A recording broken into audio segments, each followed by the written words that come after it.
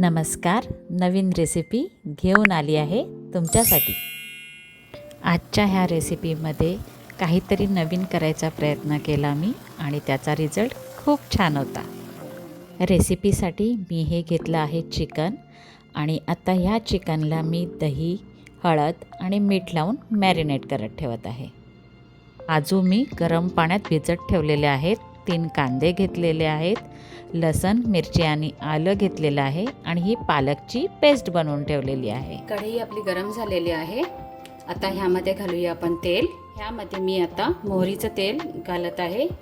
तुम्हाला आवडत नसेल तर तुम्ही हे स्किप करू शकता. आता ह्यामध्ये मी घालत आहे हिंग, तमालपत्र आणि हा कांदा.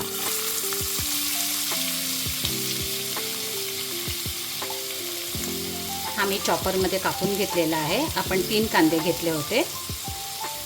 थोडं मीठ घालत आहे आपला कांदा लवकर शिजावा म्हणून. आता ह्यामध्ये मी घालत आहे आलं, लसण आणि कोथिंबीर घेतली होती मी यासोबत वाटायला. त्याची ही पेस्ट आहे. आता हे सर्व आपण चांगलं तेलावर परतून घेऊया.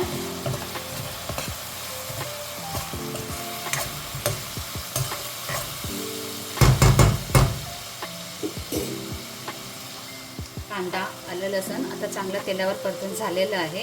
आता ह्यामध्ये आपण मसाले घालूया. आपण चिकनला हळद लावलेली आहे तर थोडीच हळद घालते मी याला. धणे जिरे पावडर,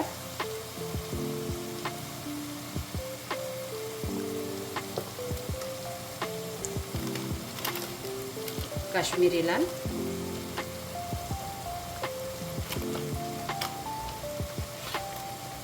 आणि चिकन मसाला. सर्व मसाले आपण चांगले तेलावर परतून घेऊया.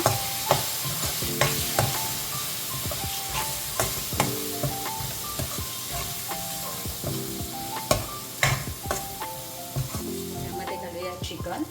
जवळपास 1 तास मॅरिनेट करून घेतलेलं आहे. आता हे सर्व चांगलं आपण घाटून घेऊया.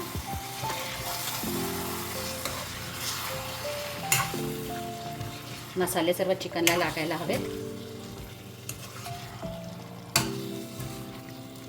गॅस फास्ट करूया. हाय फ्लेमवर ठेवूया गॅस. चिकन आपलं मॅरिनेट केलेलं आहे तर ते शिजायला 15 ते 20 मिनटं लागतात.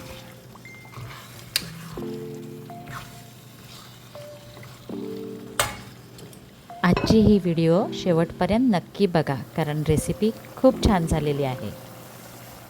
आता ह्यामध्ये मी घालत आहे ही पालकची प्युरी.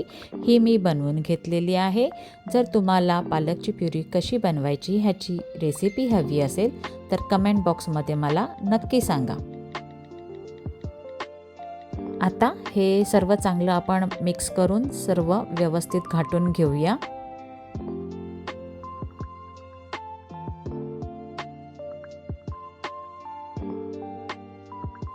आता आपण हे मध्यम आचेवर 10 मिनिटं शिजत ठेवूया.